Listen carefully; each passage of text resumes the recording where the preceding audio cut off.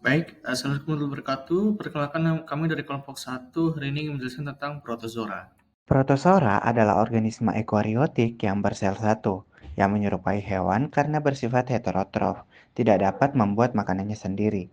Peran sebagai zooplankton di ekosistem perairan, sebagai rantai penting dalam rantai makanan bertindak sebagai predator mikroba atau konsumer tingkat rendah yang memakan bakteri, fitoplankton, atau bahan organik.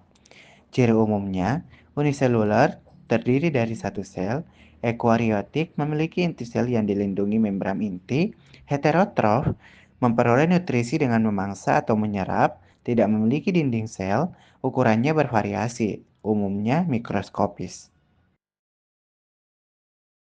Selanjutnya adalah struktur tubuh. Dilindungi oleh membran sel elastis atau pelikel. Ada juga yang memiliki rangka luar atau cangkok dari zat kersik ataupun kapur.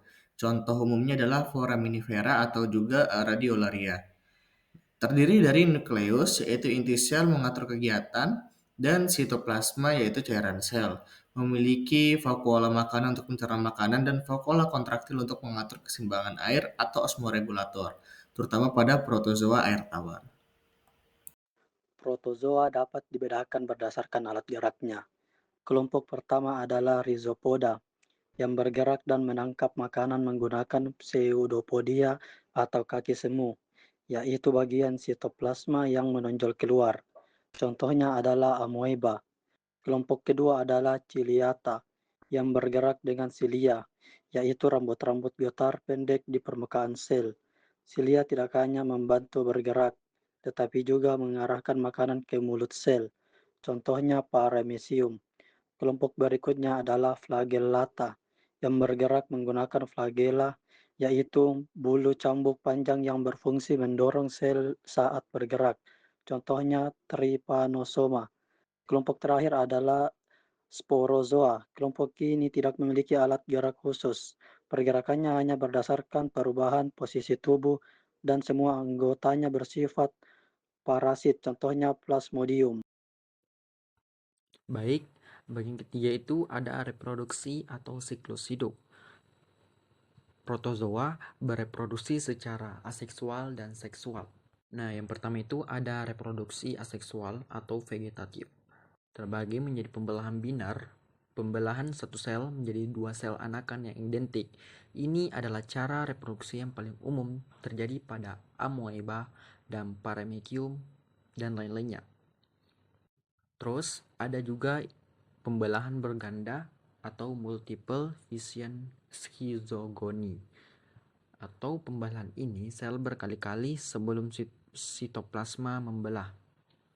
Yang kedua itu ada reproduksi seksual atau generatif yang terbagi menjadi konjugasi, yaitu pertukaran materi genetik mikronukleus antara dua individu atau paramecium.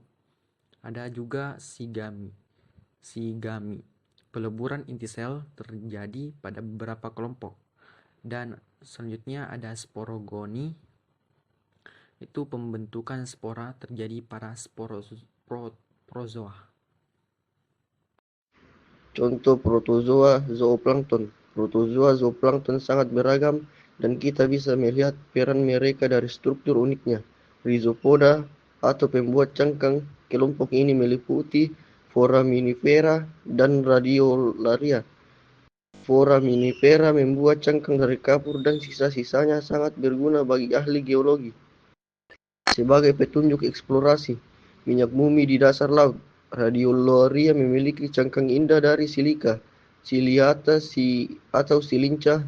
Contoh utamanya adalah Tintinida. Mereka adalah ciliata bercangkang lonceng yang sangat umum di lautan, berfungsi penting sebagai konsumen bakteri yang menghubungkan rantai makanan mikroba.